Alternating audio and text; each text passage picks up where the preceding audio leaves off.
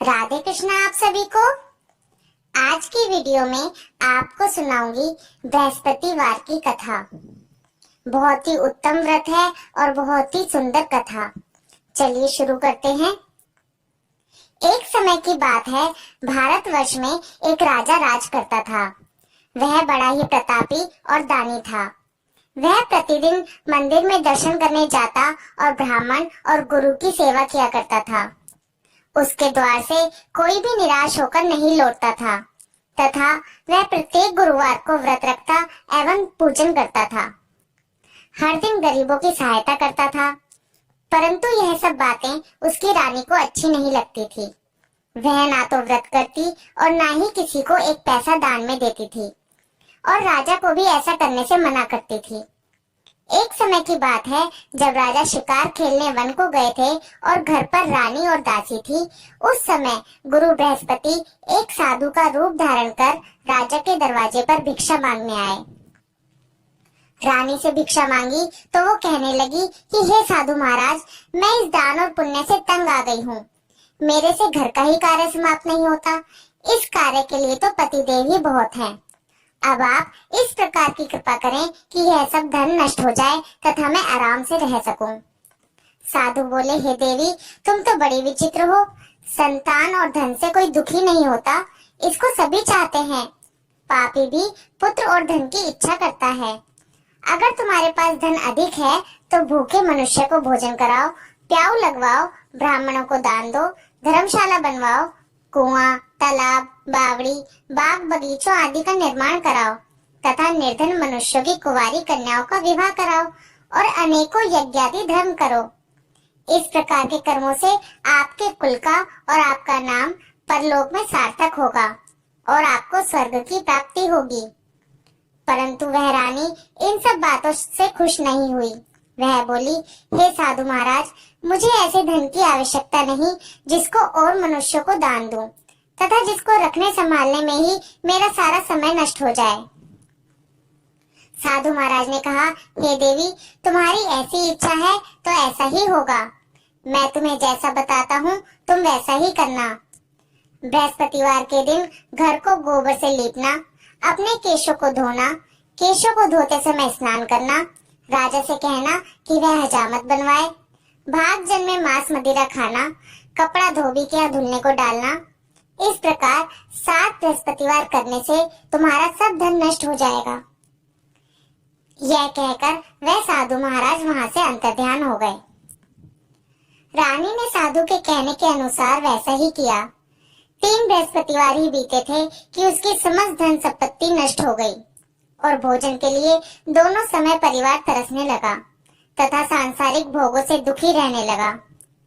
तब वह राजा रानी से कहने लगा, हे रानी, तुम यहाँ पर रहो, मैं दूसरे देश को जाऊं, क्योंकि यहाँ पर मुझे सभी मनुष्य जानते हैं, इसलिए कोई कार्य भी नहीं कर सकता। देश चोरी परदेश भिक्षा के बराबर है। ऐसा कहकर राजा परदेश चला गया। वहां जंगल में जाता और लकड़ी काट कर लाता और शहर में बेचता। इस तरह जीवन व्यतीत करने लगा। इधर राजा के बिना रानी और दासी दुखी रहने लगी। किसी दिन भोजन मिलता और किसी दिन जल पीकर ही रह जाती। एक समय रानी और दासी को 7 दिन बिना भोजन के व्यतीत हो गए। तो रानी ने अपनी दासी से कहा, हे दासी, यहाँ पास ही के नगर में मेरी बहन रहती है। वह बड़ी धनवान है। तू उसके पास जा और वहां से 5 सेर बेजर मांग कर ले आ, जिससे कुछ समय के लिए गुजर हो जाएगी। इस प्रकार रानी की आज्ञा मानकर दासी रानी की बहन के पास गई तो रानी की बहन उस समय पूजन कर रही थी, क्योंकि उस रोज बृहस्पतिवार का दिन था। जब दासी ने रानी की बहन को देखा तब उससे बोली, हे रानी, मुझे तुम्हारी बहन ने भेजा है, मुझे 5 सेर बेजर दे दो। इस प्रकार दासी ने अनेक बार कहा, परंतु रानी ने उत्तर नहीं दिया, क्योंकि वह उस समय बृहस्पतिवार की कथा सुन रही थी। इस प्रकार जब दासी को किसी प्रकार का उत्तर नहीं मिला तो वह बहुत दुखी हुई और क्रोधवश लौटकर अपने गांव को आकर रानी के पास आकर बोली, हे रानी, आपकी बहन बहुत ही धनी स्त्री है। वह छोटे लोगों से बात भी नहीं करती, क्योंकि मैंने उनसे कहा तो उन्होंने कोई उत्तर ही नहीं दिया। मैं वापस चली आई। रानी बोली, हे दासी, इसमें उसका कोई दोष नहीं है। जब बुरे दिन आते हैं तब कोई सहारा नहीं देता। अच्छे बुरे का पता विपत्ति में ही लगता है। जो ईश्वर की इच्छा होगी वही होगा। यह सब हमारे भाग्य का दोष है। इधर उस रानी की बहन ने सोचा कि मेरी बहन की दासी आई थी, परंतु मैं उससे नहीं बोली, इससे वह बहुत दुखी हुई होगी। यह सोच कथा को सुन और विष्णु भगवान का पूजन समाप्त कर वह रानी अपनी बहन के घर चल दी और आकर अपनी बहन से कहने लगी, हे बहन, मैं बृहस्पतिवार का व्रत कर रही थी जब तुम्हारी दासी आई, परंतु जब तक कथा होती है तब तक ना उठते हैं और ना बोलते हैं, इसलिए मैं ना बोली। कहो दासी क्यों आई थी? रानी बोली, हे बहन, हमारे घर अनाज नहीं था। वैसे तो तुमसे कोई बात छिपी नहीं है, इस कारण मैंने दासी को तुम्हारे पास 5 सेर बेचने के लिए भेजा था। रानी की बहन बोली, बृहस्पति भगवान सभी की मनोकामना पूरी करते हैं। देखो, शायद तुम्हारे घर में अनाज रखा हो। इस प्रकार का वचन जब रानी ने सुना तो घर के अंदर गई। वहां उसे एक घड़ा बेजर से भरा मिल गया। तब वह रानी और बांदी बहुत ही खुश हुई। दासी कहने लगी, हे रानी, देखो, वैसे ही हमको भोजन नहीं मिलता तो हम रोज ही व्रत करते हैं। अगर इनसे व्रत की विधि और कथा पूछ लो तो उससे हम भी किया करेंगे। तब उस रानी ने अपनी बहन से पूछा, हे बहन, बृहस्पतिवार के व्रत का क्या नियम है? तब रानी की बहन ने बताया, बृहस्पतिवार के व्रत में चने की दाल और मुनक्का से भगवान विष्णु का केले की जड़ में पूजन करें तथा दीपक जलाएं, पीला भोजन करें तथा कथा सुनें। इस प्रकार करने से गुरु भगवान प्रसन्न होते हैं, अन्न, पुत्र, धन देते हैं, मनोकामना पूरी करते हैं। इस प्रकार रानी और दासी दोनों ने निश्चय किया कि बृहस्पति भगवान का पूजन जरूर करेंगे। 7 रोज बाद बृहस्पतिवार आया तो उन्होंने व्रत रखा। दासी गुड़साल में जाकर चना और गुड़ बीन लाई तथा उसकी दाल से केले की जड़ का तथा विष्णु भगवान का पूजन किया। अब भोजन पीला कहाँ से आए? दोनों बड़ी दुखी हुई, परंतु उन्होंने व्रत किया था, इस कारण गुरु भगवान प्रसन्न थे। 2 थालों में सुंदर पीला भोजन लेकर आए और दासी को देकर बोले, हे दासी, यह तुम्हारे और रानी के लिए भोजन है, तुम दोनों भोजन कर लेना। दासी भोजन पाकर बड़ी प्रसन्न हुई और रानी से बोली, चलो रानी, भोजन कर लो। रानी को इस विषय में कुछ पता नहीं था, इसलिए वह दासी से बोली, तू ही भोजन कर, क्योंकि तू हमारी व्यर्थ में हंसी उड़ाती है। दासी बोली कि एक महात्मा भोजन दे गया है। रानी कहने लगी, वह भोजन तेरे लिए दे गया है, तू ही भोजन कर। दासी ने कहा, वह महात्मा हम दोनों को 2 थाल में भोजन दे गया है, इसलिए हम और तुम दोनों ही साथ साथ भोजन करेंगे। इस प्रकार रानी और दासी ने गुरु भगवान को नमस्कार कर भोजन प्रारंभ किया तथा अब वह प्रत्येक बृहस्पतिवार को गुरु भगवान का व्रत और विष्णु भगवान का पूजन करने लगी। बृहस्पति भगवान की कृपा से रानी और दासी के पास धन हो गया। रानी फिर इसी प्रकार आलस्य करने लगी। तब दासी बोली, देखो रानी, तुम पहले इस प्रकार आलस्य करती थी और तुम्हें धन रखने में कष्ट होता था, इस कारण सभी धन नष्ट हो गया। अब गुरु भगवान की कृपा से धन मिला है, हमें दान पुण्य करना चाहिए। दान में भूखे मनुष्य को भोजन कराओ, प्याऊ लगवाओ, ब्राह्मणों को दान दो, कुआं, तालाब, बावड़ी आदि का निर्माण करो, मंदिर और पाठशाला बनवाकर दान दो, कुमारी कन्याओं का विवाह करवाओ।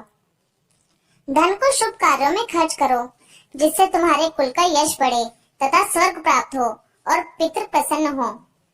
तब रानी ने इसी प्रकार के कर्म करने प्रारंभ कर दिए तो काफी यश फैलने लगा।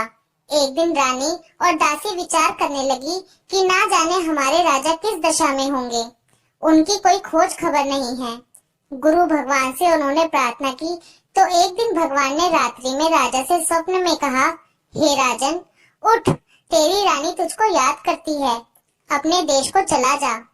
राजा प्रातःकाल उठा और विचार करने लगा, स्त्री खाने और पहनने की ही साथी होती है, पर भगवान की आज्ञा मानकर वह अपने नगर के लिए चलने को तैयार हुआ। इससे पूर्व जब राजा परदेश चला गया था तो परदेश में दुखी रहने लगा। प्रतिदिन जंगल में से लकड़ी बीन कर लाता और उन्हें शहर में बेचकर अपने दुखी जीवन को बड़ी कठिनता से व्यतीत करता था। एक दिन राजा दुखी होकर अपनी पुरानी बातों को याद करके रोने लगा। तब उस जंगल में बृहस्पति देव एक साधु का रूप धारण करके आए और राजा के पास आकर बोले, हे लकड़हारे, तुम इस सुनसान जंगल में किस चिंता में बैठे हो, मुझको बतलाओ। यह सुनकर राजा के नेत्रों में जल भर आया और साधु की वंदना कर बोला, हे प्रभु, आप सब कुछ जानने वाले हो। इतना कहकर साधु को अपनी कहानी सुना दी। महात्मा दयालु होते हैं। वे राजा से बोले, हे राजन, तुम्हारी स्त्री ने बृहस्पति देव का अपमान किया था, जिस कारण तुम्हारी यह दशा हुई। अब तुम किसी प्रकार की चिंता मत करो, भगवान तुम्हें पहले से अधिक धन देगा। देखो, तुम्हारी स्त्री ने बृहस्पतिवार का व्रत प्रारंभ कर दिया है और तुम मेरा कहना मानकर बृहस्पतिवार का व्रत करके चने की दाल व गुड़ को जल के लोटे में डालकर केले का पूजन करो। फिर कथा कहो और सुनो। भगवान तुम्हारी सारी मनोकामनाओं को पूरा करेंगे। साधु को प्रसन्न देखकर राजा बोला, हे प्रभु, मुझे लकड़ी बेचकर इतना पैसा नहीं मिलता जिससे भोजन करने के उपरांत कुछ बचा सकूं। मैंने रात्रि में अपनी रानी को व्याकुल देखा है। मेरे पास कुछ भी नहीं है जिससे उसकी खोज खबर मंगा सकूं। और फिर मैं बृहस्पति देव की कौन सी कथा कहूं, यह भी मुझको मालूम नहीं है। साधु ने कहा, हे राजन, तुम किसी बात की चिंता मत करो। बृहस्पतिवार के दिन रोजाना की तरह लकड़ियां लेकर शहर को जाओ। तुमको रोज से दुगना धन प्राप्त होगा, जिससे तुम भली भांति भोजन कर लोगे तथा बृहस्पति देव की पूजा का सामान भी आ जाएगा। बृहस्पतिवार की कहानी इस प्रकार से है। प्राचीन काल में एक ब्राह्मण था। वह बहुत ही निर्धन था। उसके कोई भी संतान नहीं थी। वह नित्य पूजा पाठ करता, परंतु उसकी स्त्री बहुत मलिनता के साथ रहती थी। वह ना स्नान करती, ना किसी देवता की पूजा करती। प्रातः काल उठते ही भोजन करती, बाद में कोई अन्य कार्य करती। इससे ब्राह्मण देवता बड़े दुखी थे। बेचारे बहुत कुछ कहते थे, किंतु उसका कोई परिणाम न निकलता। भगवान की कृपा से ब्राह्मण की स्त्री के कन्या रूपी रत्न पैदा हुई और वह कन्या अपने पिता के घर में बड़ी होने लगी। वह बालिका प्रातः स्नान करके विष्णु भगवान का जाप करने लगी। बृहस्पतिवार का व्रत करने लगी। अपने पूजा पाठ को समाप्त करके स्कूल जाती तो अपनी मुट्ठी में जौ भरकर ले जाती और पाठशाला जाने के मार्ग में डालती जाती। वही जो स्वर्ण के हो जाते तो लौटते समय उनको बीनकर घर ले आती थी। एक दिन वह बालिका सूप में सोने के जौ को फटककर साफ कर रही थी तो उसकी माँ ने देख लिया और कहा, हे बेटी, सोने के जौ को फटकने के लिए सोने का सूप होना चाहिए। दूसरे दिन बृहस्पतिवार था। इस कन्या ने व्रत रखा और बृहस्पति देव से प्रार्थना करके कहा, हे प्रभु, यदि मैंने आपकी पूजा सच्चे मन से की हो तो मेरे लिए सोने का सूप दे दो। बृहस्पति देव ने उसकी प्रार्थना स्वीकार कर ली। रोजाना की तरह वह कन्या जौ फैलाती हुई स्कूल को गई और जब लौटकर जौ बीन रही थी तो बृहस्पति देव की कृपा से रास्ते में सोने का सूप मिला। उसे वह घर ले आई और उससे जौ साफ करने लगी, परंतु उसकी माँ का वही ढंग रहा। एक दिन की बात है, वह कन्या सोने के सूप में जौ साफ कर रही थी। उसी समय उस शहर का राजपुत्र वहां से होकर निकला। इस कन्या के रूप और कार्य को देखकर मोहित हो गया और अपने घर जाकर भोजन तथा जल त्याग कर उदास होकर लेट गया। राजा को इस बात का पता लगा तो अपने मंत्रियों के साथ अपने पुत्र के पास गए और बोले, हे पुत्र, तुम्हें किस बात का कष्ट है? किसी ने तुम्हारा अपमान किया है या कोई और कारण है? सो कहो, मैं वही कार्य करूंगा जिससे तुम्हें प्रसन्नता हो।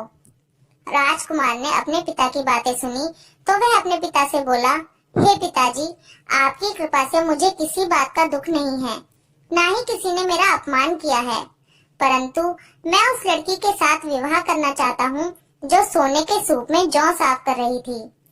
यह सुनकर राजा आश्चर्य में पड़ गया और बोला, हे पुत्र, इस तरह की कन्या का पता तुम ही लगाओ, मैं उसके साथ तुम्हारा विवाह अवश्य करवा दूंगा। राजकुमार ने अपने पिता के वचन सुनने के पश्चात उस लड़की के घर का पता बतलाया। राजकुमार के बताए पते के अनुसार मंत्री उस लड़की के घर गए और ब्राह्मण कन्या का विवाह राजकुमार के साथ संपन्न हो गया। कन्या के घर से जाते ही पहले की भांति उस ब्राह्मण देवता के घर में गरीबी का निवास हो गया। अब भोजन के लिए भी अन्न बड़ी मुश्किल से मिलता था। एक दिन दुखी होकर ब्राह्मण देवता अपनी पुत्री के पास गए। बेटी ने पिता की दुखी हालत को देखकर अपनी माँ का समाचार पूछा। तब ब्राह्मण ने सभी हाल कह सुनाया। कन्या ने बहुत सा धन देकर अपने पिता को विदा किया। इस तरह ब्राह्मण का कुछ समय सुख पूर्वक व्यतीत हुआ। कुछ दिन बाद फिर वही हाल हो गया। ब्राह्मण फिर अपनी कन्या के यहाँ गया और सभी हाल कहा तो लड़की बोली, हे पिताजी, आप माताजी को यहाँ ले आइए। मैं उन्हें यह विधि बता दूंगी जिससे आपकी गरीबी दूर हो जाए। वह ब्राह्मण देवता अपनी स्त्री को साथ लेकर बेटी के घर पहुंचा तो पुत्री अपनी माँ को समझाने लगी, हे माँ, तुम प्रातः काल उठकर प्रथम स्नान आदि करके विष्णु भगवान का पूजन करो तो सब दरिद्रता दूर हो जाएगी। परंतु उसकी माँ ने उसकी एक भी बात नहीं मानी और प्रातः काल उठकर अपनी पुत्री और बच्चे के जूठन को खा लेती थी। एक दिन उसकी पुत्री को बहुत क्रोध आ गया और एक रात में कोठरी से सभी सामान निकाल दिया और अपनी माँ को उसमें बंद कर दिया। प्रातः काल उसमें से माँ को निकाला तथा स्नान आदि करा के पूजा पाठ करवाया तो उसकी माँ की बुद्धि ठीक हो गई और फिर प्रत्येक बृहस्पतिवार को व्रत रखने लगी। इस व्रत के प्रभाव से उसकी माँ भी बहुत ही धनवान तथा पुत्रवती हो गई और बृहस्पति देव जी की कृपा से स्वर्ग को प्राप्त हुई तथा वह ब्राह्मण भी सुख पूर्वक इस लोक से सुख भोगकर स्वर्ग को प्राप्त हुए। इस तरह कहानी कहकर साधु देवता वहां से लोप हो गए। धीरे धीरे समय व्यतीत होने पर फिर बृहस्पतिवार का दिन आया तो राजा जंगल से लकड़ी काटकर किसी शहर में बेचने गया। उसे उस दिन और दिन की अपेक्षा अधिक धन मिला। राजा ने चना, गुड़ आदि लाकर बृहस्पतिवार का व्रत किया। उस दिन से उसके सभी क्लेश दूर हुए, परंतु जब दोबारा बृहस्पतिवार आया तो वह व्रत करना ही भूल गया। इस कारण बृहस्पति भगवान नाराज हो गए।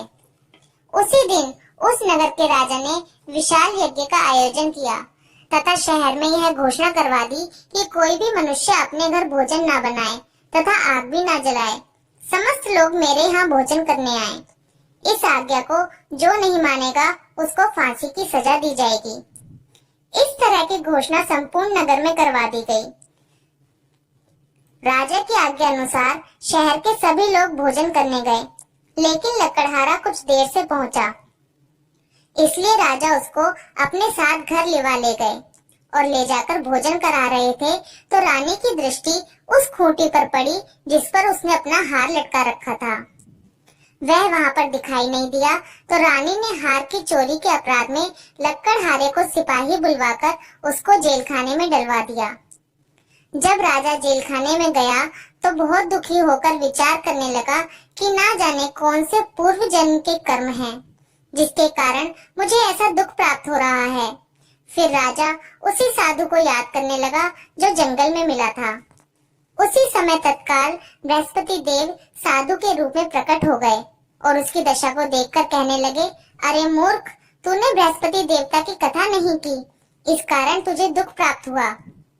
अब चिंता मत कर, बृहस्पतिवार के दिन जेल खाने के दरवाजे पर 4 पैसे पड़े मिलेंगे। उनसे तू बृहस्पति देव की पूजा करना, तेरे सभी कष्ट दूर हो जाएंगे। बृहस्पतिवार के दिन उसे 4 पैसे मिले। राजा ने उसी पैसे की सहायता से अपना व्रत और पूजन किया।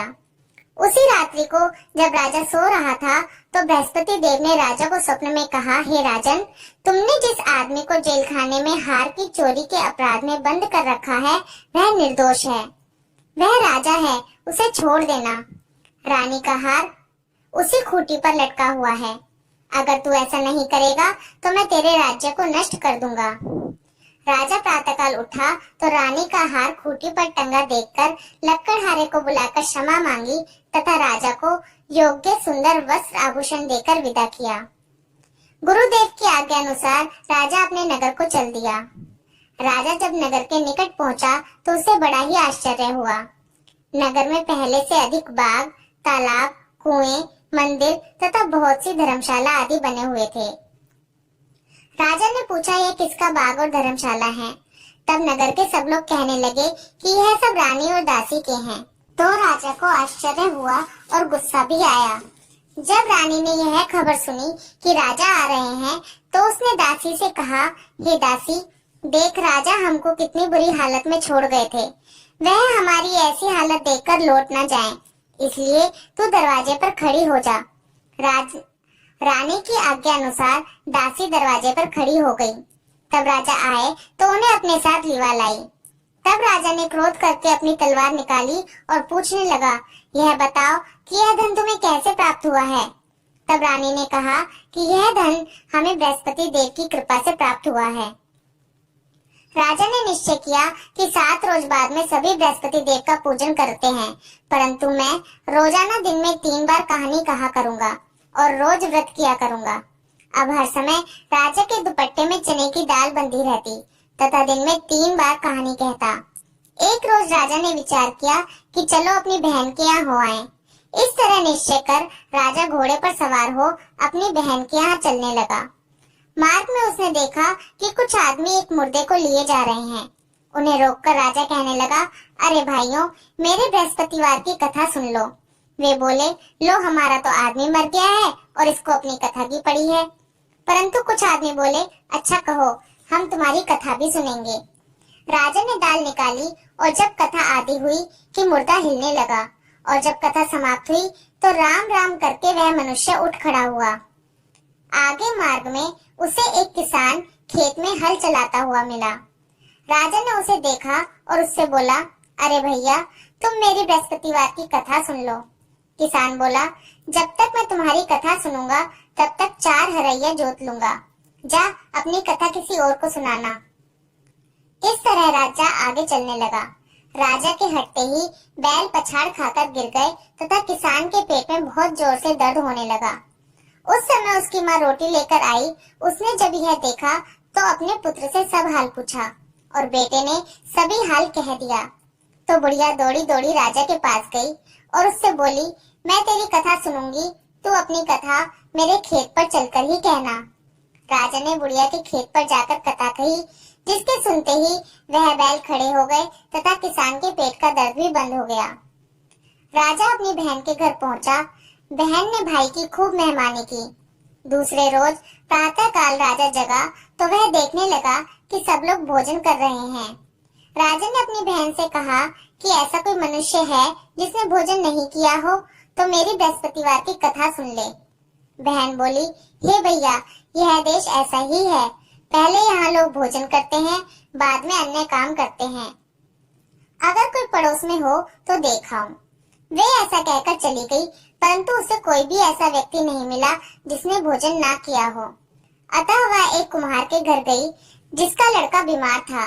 उसे मालूम हुआ कि उनके यहाँ 3 रोज से किसी ने भोजन नहीं किया है। रानी ने अपने भाई की कथा सुनने के लिए कुम्हार से कहा। वो तैयार हो गया। राजा ने जाकर बृहस्पतिवार की कथा कही, जिसको सुनकर उसका लड़का ठीक हो गया। अब तो राजा की प्रशंसा होने लगी। एक दिन राजा ने अपनी बहन से कहा, हे बहन, हम अपने घर को जाएंगे, तुम भी तैयार हो जाओ। राजा की बहन ने अपनी सास से कही तो सास बोली, हाँ चली जा, परंतु अपने लड़कों को मत ले जाना, क्योंकि तेरे भाई की कोई औलाद नहीं है। बहन ने अपने भाई से कहा, हे भैया, मैं तो चलूंगी मगर कोई बालक नहीं जाएगा। राजा बोला, कोई बालक नहीं चलेगा तब तुम ही क्या करोगी? बड़े दुखी मन से राजा अपने नगर को लौट आया। राजा ने अपनी रानी से कहा, हम निर्वंशी राजा हैं, हमारा मुंह देखने का धर्म नहीं है और कुछ भोजन आदि नहीं किया। रानी बोली, हे नाथ, जब बृहस्पति देव ने हमें सब कुछ दिया है तो औलाद भी अवश्य देंगे। उसी रात बृहस्पति देव ने राजा को स्वप्न में कहा, हे राजन, उठ, सभी सोच को त्याग दे, तेरी रानी गर्भ से है।